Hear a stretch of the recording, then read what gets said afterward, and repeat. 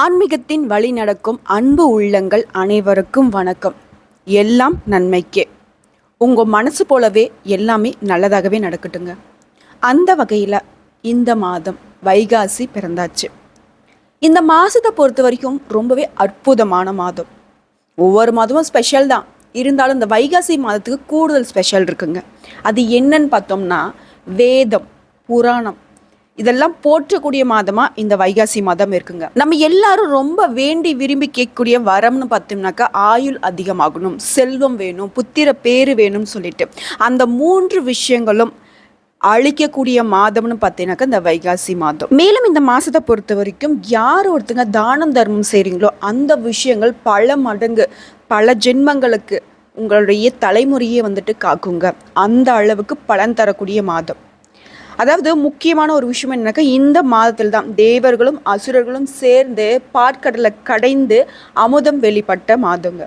அதாவது அமிர்தம் வெளிப்பட்டது ஏகாதசி அன்னைக்கு, இறைவன் அதை காத்தது துவாதசி அன்னைக்கு, தேவர்கள் அமுதத்தை உண்டது பார்த்தீங்கன்னாக்கா திரையோதசி அன்னைக்கு. ஸோ இந்த நாட்களில் முக்கியமாக இந்த வைகாசி மாதத்தில் வரக்கூடிய பௌர்ணமி தினங்களில், வைகாசி மாதத்தில் வரக்கூடிய ஏகாதசி, துவாதசி, திரையோதசி இந்த தினங்களில் யார் ஒருத்தங்க தானம் தர்மம் செய்கிறீங்களோ அதன் காரணமாக அதீத பலன்களை நீங்கள் பெற முடியும் அப்படிங்கிறது உண்மையான விஷயம். புரிஞ்சுதுங்களா? இத்தனை நாள் வரைக்கும் நான் எதுவும் பெருசாக தான தர்மம் செஞ்சதில்லை மேடம் அப்படின்னு சொல்கிறவங்களா இருந்தாலும் சரி, இந்த நாட்களில் உங்களால் முடிஞ்ச உதவிகளை மற்றவங்களுக்கு செய்யுங்க. நன்மைகள் உண்டு, அதுவும் பல தலைமுறைக்கு. புரிஞ்சுதுங்களா? ஒவ்வொரு மாதமும் சிறப்பு தான். ஒவ்வொரு மாதத்துலேயும் நிறைய கிரகநிலையோட மாற்றம் நிகழ்ந்துக்கிட்டே தான் இருக்கும். மேற்கொண்டு இன்னொரு சிறப்பு பார்த்தீங்கன்னா இந்த வைகாசி மாதத்தில் இருக்குது. அதாவது வைகாசி மாதம் விசாக நட்சத்திரத்தில் தான் நம்மளுடைய 6 முகம் கொண்ட முருகப்பெருமான் அவதரித்தார். முருகப்பெருமானுக்கு உரிய நட்சத்திரமும் விசாகம் தான். அதன் காரணமாக தான் நம்ம முருகப்பெருமான விசாகன் அப்படின்னு சொல்லிட்டு பெயர் சொல்லி அழைக்கிறோம். ஸோ இப்பேற்பட்ட ரொம்பவே அற்புதமான பலன்களை கொண்ட இந்த வைகாசி மாதம் நமக்கு எப்படிங்க இருக்கு? இந்த மாதத்தில் ஏற்படக்கூடிய கிரகநிலையோட அமைப்பின் காரணமாக தான் நமக்கு நல்லதும் கெட்டதும். அந்த வகையில் தான் இந்த மாதத்தில் இருக்கக்கூடிய கிரகநிலையோட மாற்றத்தை ஃபர்ஸ்ட் தெரிஞ்சுக்கலாம். நவ கிரகங்களின் முதல்வன்னு சொல்லக்கூடிய சூரிய பகவான் மேஷ ராசியிலிருந்து ரிஷப ராசிக்கு மே 14ஆம் தேதி பேச்சு ஆயிடுறார்.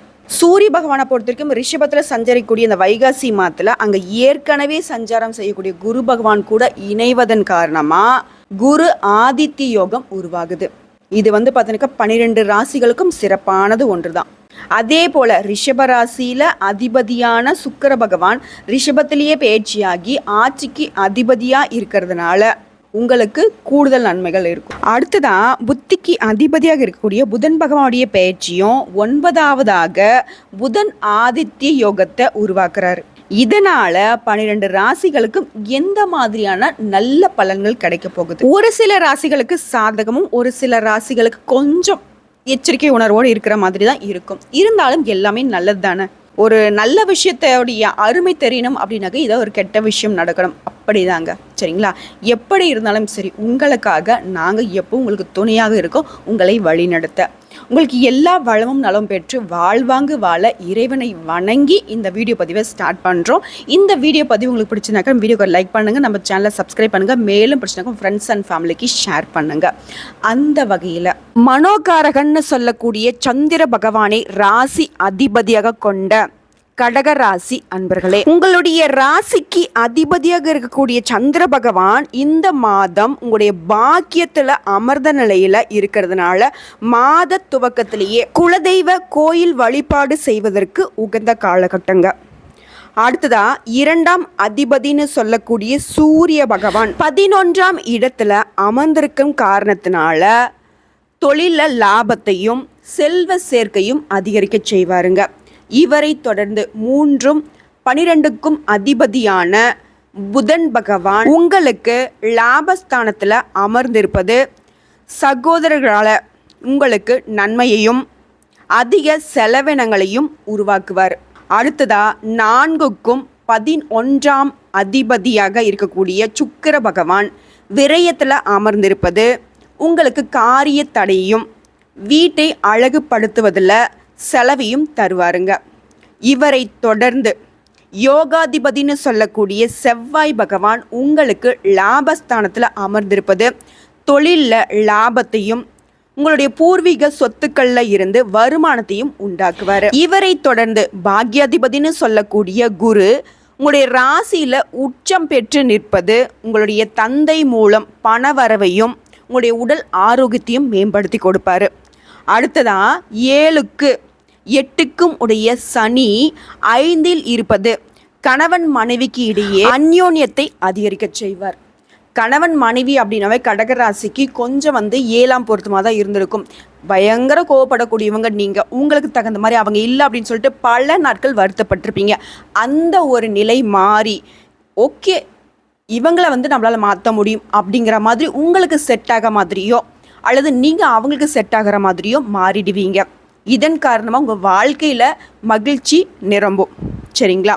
அடுத்ததான் ஏதாவது ஒரு வகையில் உங்களுக்கு மனபாரத்தை கொடுத்துக்கிட்டே தான் இருப்பாங்க, இருந்தாலும் நீங்கள் அதை சமாளிச்சிடுவீங்க. அடுத்ததான் ராகு பகவான் 3ல் இருப்பது மன தைரியத்தை அதிகரிக்குங்க. இவரை தொடர்ந்து கேது பகவான் 9ல் இருப்பது குலதெய்வ வழிபாட்டை மேற்கொள்ளக்கூடிய ஒரு நிலையை தருவார். பொதுவாக பார்க்குறப்போ கடக ராசிக்கு இந்த வைகாசி மாதம் அப்படிங்கிறது ரொம்பவே அற்புதமாக தான் இருக்குது. எங்கேயுமே குத்தம் குறை அப்படின்னு சொல்கிற அளவுக்கு எதுவுமே இல்லை. நவ கிரகங்களும் உங்களுக்கு சாதகமாக தான் இருக்குது. ஓகேங்களா? இதை பயன்படுத்திட்டீங்க அப்படின்னாவே அடுத்து வரக்கூடிய ஒரு வருஷத்துக்கு உங்களுடைய வாழ்க்கையே நல்ல விதத்தில் மாற்றிக்க முடியும். இன்னும் சொல்லப்போனாக்க ஏதாவது போட்டித் தேர்வுகளுக்கு படிச்சுக்கிட்டு இருக்கீங்க அப்படின்னா இந்த வாய்ப்பை பயன்படுத்திட்டீங்கன்னாக்கா நிச்சயமாக அரசாங்க வேலை உங்களுக்கு உறுதிங்க. ஓகேங்களா? சரி, இது இருக்கட்டும். சந்திராஷ்டமம் அப்படின்னாக்கா இந்த வைகாசி மாதத்தில் வரக்கூடிய 24ஆம் தேதி இரவு 3:41 இருந்து 27ஆம் தேதி காலை 6:40 வரைக்கும் இருக்கு. இந்த சந்திராஷ்டம நாட்களில் ரொம்பவே கவனமாக இருக்கணுங்க. வீண் விவாதங்கள் வேண்டாம். கணவன் மனைவியாகவே இருந்தாலும் சரி, அவங்களுடைய பேச்சுக்கு நீங்கள் மறுபேச்சு பேசாதீங்க. சைலண்ட்டாக அந்த நாட்களை கடந்துடுங்க. புரிஞ்சுதுங்களா? இன்னும் சிறப்பாக சொல்லனாக்க எல்லா விஷயங்கள்லையுமே கவனம் தேவை. ஓகேங்களா? ஏன்னா உங்களுடைய ராசிக்கு அதிபதி சந்திரன், அவருடைய ஆதிக்கத்தினால்தான் உங்களுடைய வாழ்க்கையில நல்லதும் கெட்டதுமே. அவரே அஷ்டமத்தி போயிருக்கக்கூடிய அந்த தருணத்தில் நீங்கள் ரொம்பவே கவனமாக இருக்கணுங்க. இந்த நாட்களில் மட்டும் நீங்கள் கொஞ்சம் பார்த்துக்கிட்டா போதும். இந்த வைகாசி மாதம் உங்கள் வாழ்க்கையில் நிறைய சிறப்பான மாற்றங்களை கொடுக்கும். கவலையே விட்டுடுங்க. ஓகேங்களா? என்னதான் கடகராசி சொல்லுவீங்க, மேடம் வாழ்க்கையே போச்சு, நான் நினச்சது ஒன்று, எனக்கு நடக்கிறது ஒன்று, ரொம்ப கஷ்டமாக இருக்குது, உடல் ஆரோக்கியம்லாம் சொல்லவே முடியல, அந்த அளவுக்கு நான் கஷ்டப்பட்டுட்ருக்கேன், நான் யாருக்கும் சின்னதாக கூட இந்த துரோகம் நினைக்கிறதில்ல மேடம், ஆனால் எனக்கு மட்டும் ஏன் தான் அப்படி நடக்குது, அதில் பாவப்பட்ட ஜென்மம் மேடம் இந்த கடகராசி அப்படின்னு புலம்புறது எனக்கு கேட்குது. உண்மைதான்.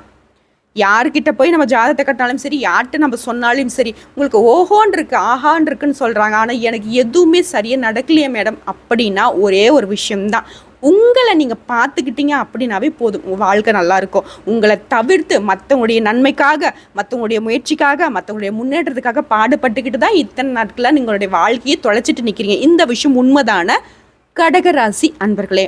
மேடம் நான் யாருக்கும் பெருசாக பண்ணுறதில்ல, என் குடும்பத்துக்காக தான் உழைக்கிறேன். இருக்கட்டும், நீங்கள் மற்றவங்களுக்கு செய்யக்கூடிய முயற்சியை, மற்றவங்களுக்கு செய்யக்கூடிய உழைப்பை உங்களுடைய முயற்சிக்கு, உங்களுடைய முன்னேற்றத்திற்கு போட்டிங்க அப்படின்னா உங்கள் வாழ்க்கை சிறக்க போகுது.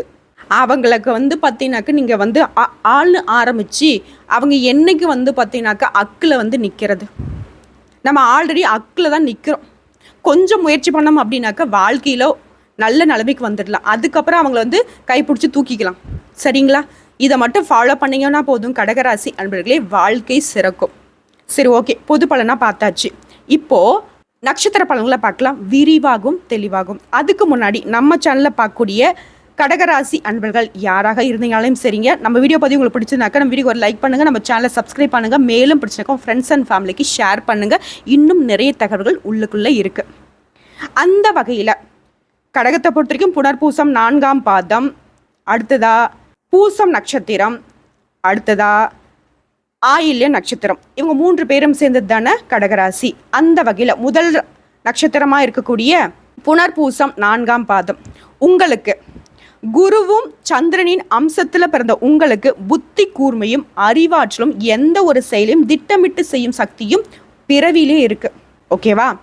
இப்படிப்பட்ட குணம் கொண்ட உங்களுக்கு இந்த வரக்கூடிய வைகாசி மாதம் உங்களுக்கு வசந்த காலமாக மாறப்போகுது.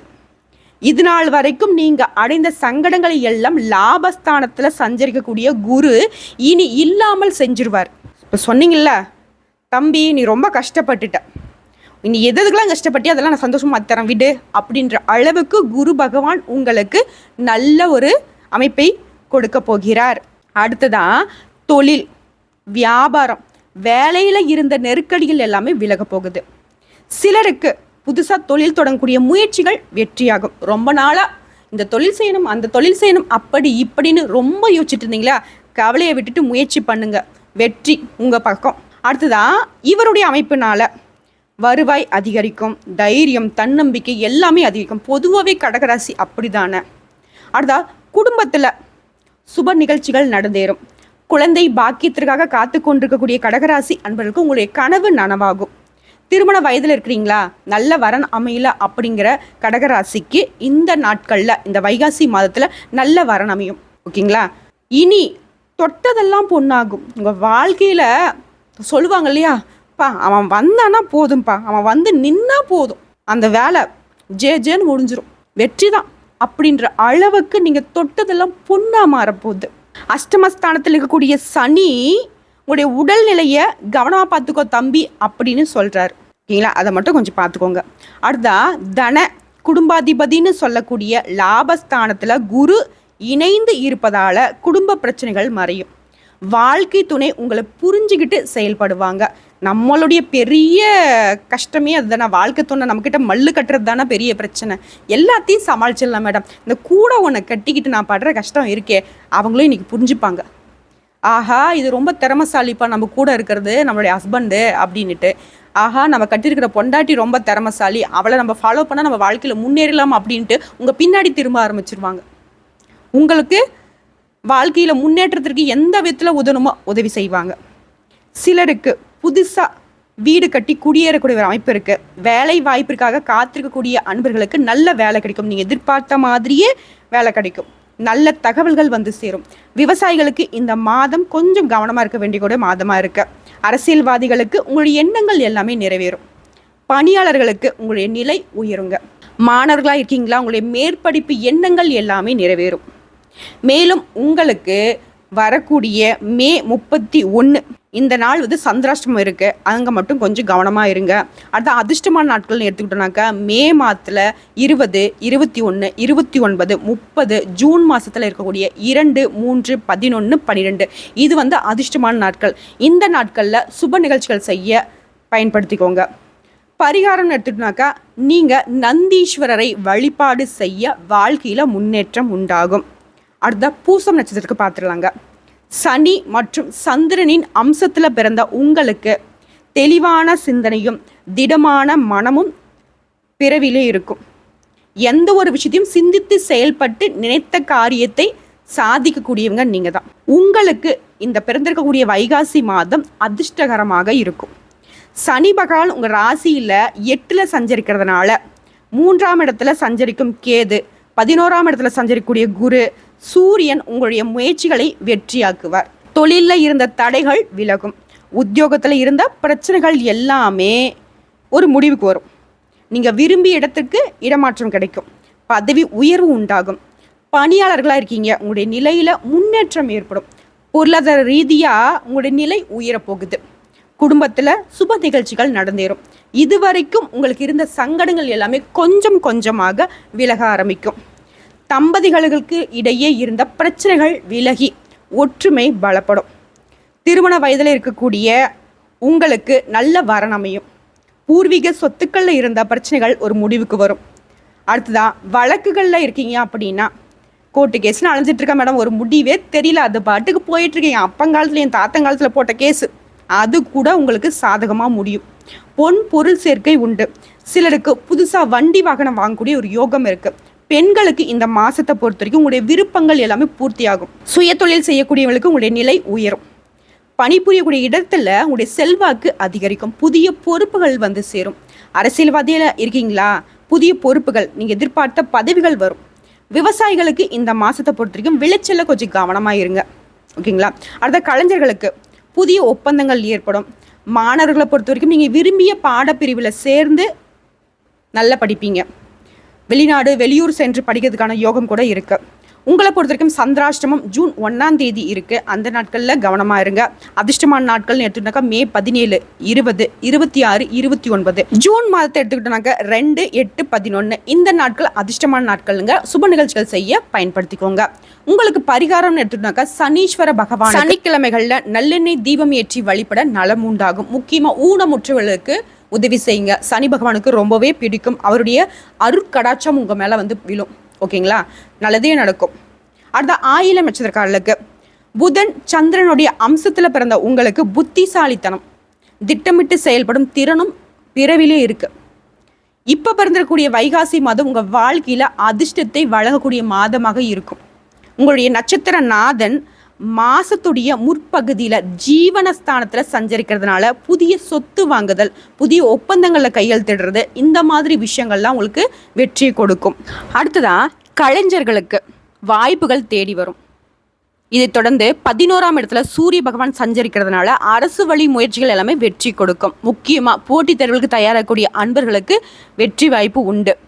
இந்த மாதத்தை பொறுத்த வரைக்கும் உங்களுக்கு ரொம்பவே நல்லா இருக்குன்னு சொல்லிட்டேன். போட்டித் தேர்வுகளுக்கு தயாராகக்கூடியவங்களுக்கு சத்தியமாக சொல்கிற வேலை நிச்சயம், அரசு பணி நிச்சயம்.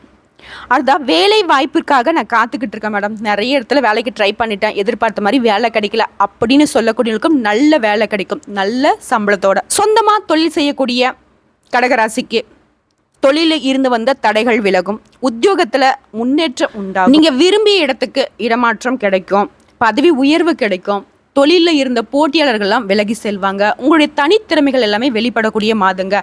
வழக்கல் எல்லாமே சாதகமான ஒரு முடிவை தரும். பெண்களுக்கு இந்த மாதத்தை பொறுத்த வரைக்கும் இனிய மாதமாக அமையுங்க.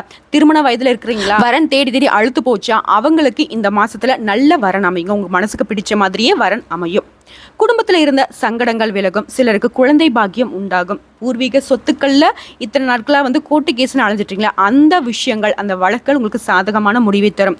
குலதெய்வத்துடைய அருள் இந்த மாதத்தில் உண்டு. முடிஞ்சதுன்னா குலதெய்வ வழிபாட்டை மேற்கொள்ளுங்க. உங்களுடைய வாழ்க்கை துணை வழியில் இணக்கமான ஒரு சூழல் ஏற்படும். சிலருக்கு வந்து பார்த்தீங்கன்னாக்கா புதுசாக வண்டி வாகனம் வாங்கக்கூடிய ஒரு யோகமான அமைப்பு இருக்குது. அரசியல்வாதிகளாக இருக்கீங்கன்னாக்கா உங்களுடைய செல்வாக்கு உயருங்க. விவசாயிகளை பொறுத்த வரைக்கும் கவனமாக செயல்படுவதால் நீங்கள் எதிர்பார்த்த லாபம் உண்டாகும். மாணவர்களை பொறுத்த வரைக்கும் உங்களுடைய விருப்பங்கள் எல்லாமே நிறைவேறக்கூடிய ஒரு மாதமாக இருக்கும். சந்திராஷ்டமம் எடுத்துக்கிட்டாக்கா ஜூன் 2ஆம் தேதி இருக்குது. அந்த நாட்களில் கொஞ்சம் கவனமாக இருங்க. உங்களுடைய அதிர்ஷ்டமான நாட்கள் எடுத்துக்கிட்டாக்கா மே 14, 20, 23, 29, மேலும் ஜூன் 5, 11 இந்த நாட்களில் சுப நிகழ்ச்சிகள் செய்ய உகந்த நாட்கள். உங்களுக்கு பரிகாரம்னு பார்த்துக்கிட்டோம்னாக்கா அபிராமியை வழிபட உங்களுக்கு ஏற்படக்கூடிய தடைகள் எல்லாமே விலகி நன்மைகள் சேரும். ஆக மொத்தத்தில் கடக ராசிக்கு இந்த வைகாசி மாதம் வாழ்க்கைய வசந்தமாக தான் மாறப்போகுது. நிறைய நல்ல விஷயங்கள் உங்களை தேடி வரப்போகுது. இப்படிதான் அப்படின்லாம் கிடையாது. தடை தாமதம் இல்லாமதான் முன்னாடி நான் சொல்லிட்டேன், தொட்டதெல்லாம் பொன்னாக மாறக்கூடிய ஒரு மாதமா இந்த வைகாசி மாதம் கடகராசிக்கு அமைய போகுது. சும்மாலாம் கிடையாது. உங்களை தனிப்பட்ட ஜாதகம் பார்க்கவே வேண்டாம், பொது பலனே அமோகமா இருக்கு.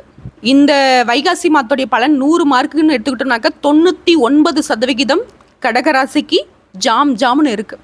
பயன்படுத்திக்கிட்டீங்க அப்படின்னாக்க பல வருடங்களுக்கு இந்த மாதம் உங்களுக்கு பலனை கொடுக்கும். வாய்ப்புகளை பயன்படுத்திக்கோங்க கடகராசி அன்பர்களே. கொஞ்சம் நினச்சி பாருங்களேன், உங்களுக்கு இருக்கக்கூடிய வாய்ப்புகள் மற்றவங்களுக்கு கிடைக்கலேன்ட்டு பல பேர் அலைஞ்சிட்டு இருக்காங்க. ஆனால் எங்கேயோ ஒரு இடத்துல யோசிச்சுக்கிட்டே நிற்கிறீங்க. அதை மட்டும் கொஞ்சம் மாற்றிக்கோங்க. இன்னொரு விஷயம், உங்களோட வீக்னஸ் என்ன தெரியுமா? அன்பு. அந்த அன்பு வைக்கிறத கொஞ்சம் ஆள் பார்த்து வையுங்க. புரியுதுங்களா? போதும், பட்ட காயங்கள் போகட்டும், நல்லதே நடக்கும்.